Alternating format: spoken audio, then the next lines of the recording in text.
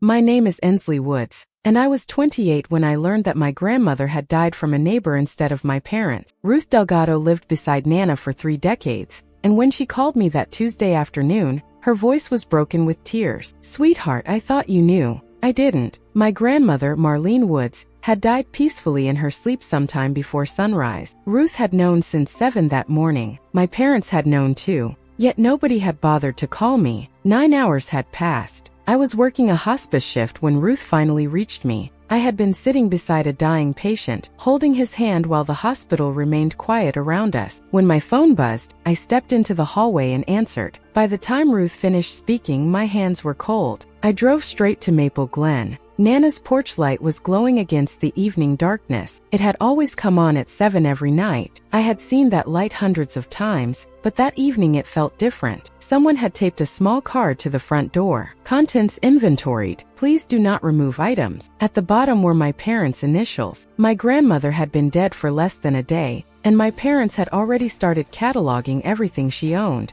I stood there staring at the note, and suddenly I was 18 again. 10 years earlier, my mother had placed 2 suitcases on the porch 2 weeks after my 18th birthday. My backpack was sitting on top. My father stood somewhere behind the curtain, watching without saying a word. My key stopped working that night. My mother opened the door with the chain still attached. "You're 18 now," she said. "You made your choice." Her voice was calm. "Family is a ledger, Ensley, and you're deep in the red." Then the door closed. The deadbolt clicked. I had spent my childhood believing that was normal. My mother had worked as a loan officer for most of her adult life, and she treated our household like a financial institution. She kept records of everything: birthday presents, school expenses, clothes, food, even rides to activities. When I was 16, she started writing room and board on a sheet of paper taped to the refrigerator. Every month had a dollar amount beside it. Every favor had a price. My father rarely disagreed. Whenever I looked at him for help, he gave me the same little shrug that seemed to say, "Your mother knows best." Then there was Nana. Her house was 6 streets away, but it might as well have been another country. Saturday mornings meant pancakes. Her old griddle smoked whenever she used it. Her coffee was so weak I used to joke that the spoon could stand upright in it. She kept coupons in an old shoebox and considered paying full price for anything a personal insult. Once when I was 12, I asked how much I owed her for driving me to school. She laughed. "You don't owe me anything," she said. "Not today. Not tomorrow.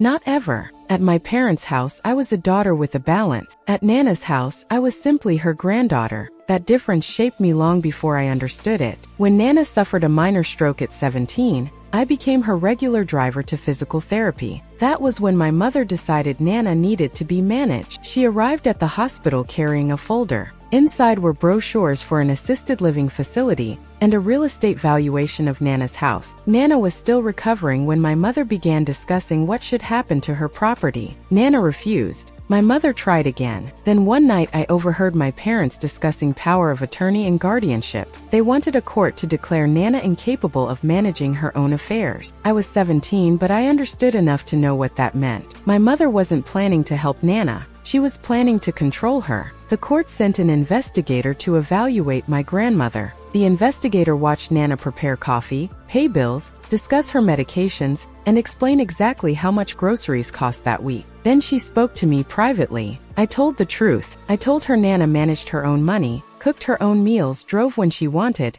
and knew exactly what she was doing. Nana's longtime doctor supported her too. The petition was denied. Nana kept her house. She kept her money. Most importantly, she kept control of her own life. My mother never forgave me. 2 months later, I turned 18. 14 days after my birthday, I came home from work and discovered that my key no longer worked. The suitcases were waiting. I didn't argue. I picked them up and walked 6 streets in the dark. At 11 that night, I knocked on Nana's door. She opened it wearing a robe. She saw the luggage. She didn't ask questions. She simply reached behind me and turned on the porch light. "Love doesn't keep books, honey," she said. "It keeps a light on." That sentence became the foundation of my life. I stayed in her spare room while I worked and eventually went to nursing school. The years weren't easy. I waited tables, worked double shifts, borrowed money, studied late, and learned how to survive without expecting anyone to rescue me. At 19, I reached a breaking point. After months of exhaustion and isolation, I checked myself into a county hospital for 3 days. I went alone.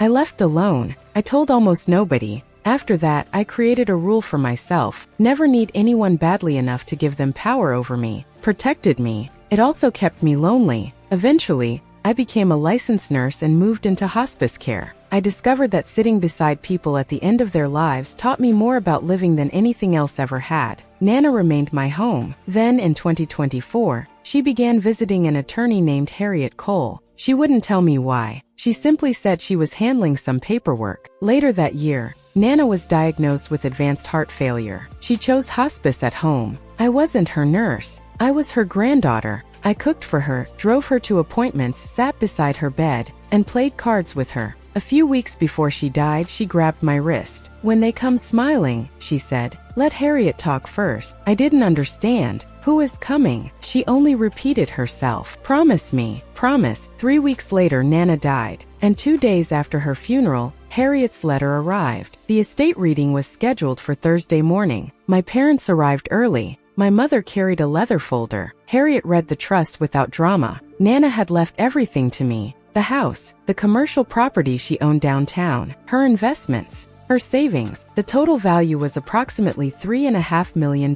My parents received $10,000 each. Then Harriet read the explanation. The money was not punishment, she said. It was a reminder of the lesson Nana had learned in 2014. My mother reached for my hand. "We'll help you manage everything," she whispered. I gently pulled my hand away. "No, thank you." Her expression barely changed, but I knew my mother. That was the moment I realized this wasn't over. A week later, she invited me to dinner. She promised there would be no discussion about money. For 1 hour, I almost believed her. The food tasted like childhood. My father laughed at one of my jokes. Then dessert arrived. My mother placed a folder beside my plate. Inside was a complete financial structure for my inheritance, a family company, my parents as managers, a monthly allowance for me, and a signature line. They wanted control of everything Nana had left me. I closed the folder. "I'm not signing." My mother stared at me. "We tried the nice way," she said. 3 weeks later, I was served with legal papers. My parents were contesting Nana's trust. Their argument was that I had manipulated her during her final months and influenced her to leave me the estate. They also wanted to become temporary managers of the assets. The strategy was obvious. They couldn't control Nana while she was alive. Now they wanted control after her death. Then things became worse. During my deposition,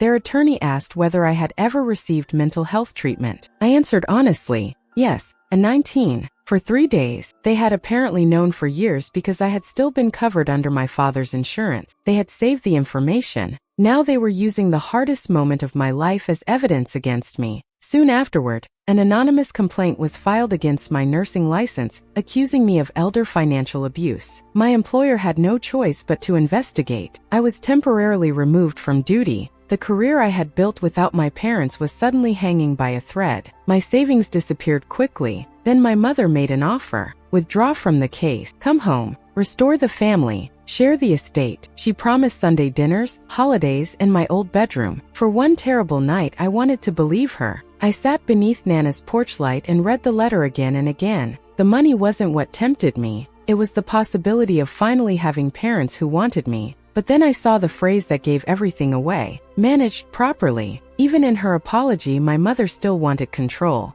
I declined. My parents then offered $700,000 if I abandoned the contest. The offer sounded generous. It wasn't. Buried inside was a warning about my nursing license and my private medical history. My lawyer told me accepting might be the practical choice. For a moment, I almost agreed. Then Ruth came over with soup. Carmen followed with a pie. They sat at Nana's green kitchen table. Ruth looked at the settlement papers. "You've spent your entire life paying for their love," she said. "How much more are you willing to pay?" I knew the answer. None. I tore up the agreement. Then I told Harriet I would voluntarily release my old medical records. If my parents wanted to use that part of my life against me, I would tell the truth first. They couldn't threaten to expose something I had already chosen to reveal. The hearing began in November. My parents presented themselves as concerned family members. Their attorney described me as a vulnerable granddaughter who had gained access to an elderly woman's home and eventually inherited millions. My mother testified that I had always been fragile. My cousins supported parts of their story. Then it was my turn. I took the stand.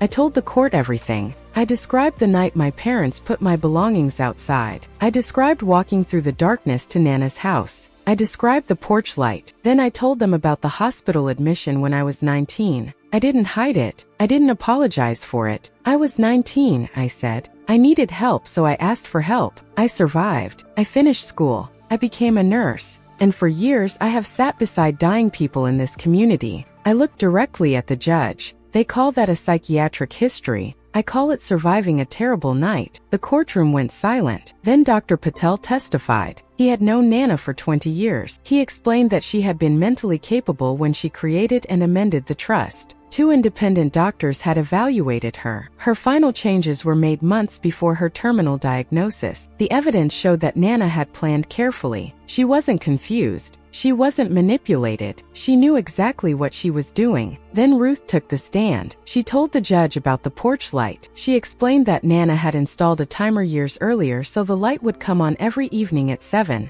It was for Ensley, Ruth said. The opposing attorney tried to challenge her memory. Ruth simply looked at him. Old women notice things, she said. It's what we do. The courtroom laughed. Then my mother lost control. She stood and shouted that she had supported me for 18 years. You don't get to walk away from a debt like that, she said. There it was, the ledger. The same belief that had governed my childhood. The same words that had driven me away. This time everyone heard them. The judge ordered a recess. When court resumed, Judge Marsh read her ruling. The trust was valid. Nana had been competent. There was no credible evidence of undue influence. In fact, the evidence showed that Nana had spent years preparing for the exact kind of challenge my parents had brought. The contest was dismissed. The clause in the trust also meant my parents lost their $10,000 inheritances because they had challenged the document. They had spent enormous amounts of money trying to take $3.5 million.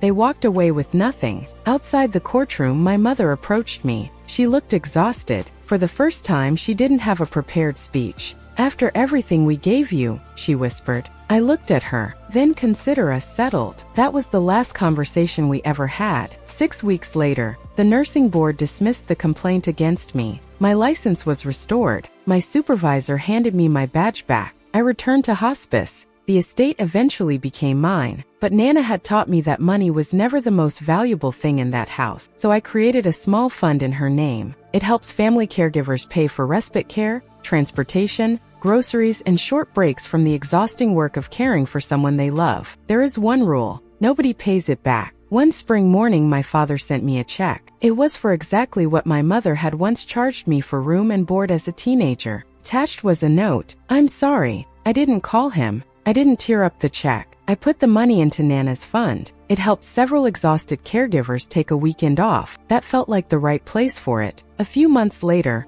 Ruth introduced me to an 18-year-old nursing student whose parents had forced her out of their home. She was carrying 2 garbage bags. I looked at those bags and remembered mine. I gave her a room. She asked how much she owed me. I told her nothing. House rule, I said. Today, the green kitchen table is full again on Sunday mornings. There are pancakes on Nana's old griddle. There are too many people in the kitchen. There is laughter. And every evening at 7, the porch light still comes on. The timer is old now. The switch clicks. The light glows. Nana isn't here to see it, but her promise is. For years, I thought my parents had taught me that love was something you earned. Nana taught me something different. Love isn't a debt. It isn't a contract. It doesn't come with interest. Real love doesn't keep a ledger, keeps a light on. And sometimes the greatest inheritance isn't the money someone leaves behind. Sometimes it's the courage to stop begging people to love you. Sometimes it's a house where the door opens. Sometimes it's a table where nobody asks what you owe. And sometimes it's a porch light burning at 7 every evening, reminding you that somewhere in this world, somebody once decided you deserve to have a place to come home to. If you've ever been made to feel like your family was keeping score of everything they did for you, remember this: you are allowed to stop paying interest on a debt you never agreed to owe. You are allowed to tell your story. You are allowed to walk away. And if someone keeps a light on for you, don't forget to tell them how much it means, because a light may be small, but when you've spent years standing in the dark, it can become the biggest thing in the world.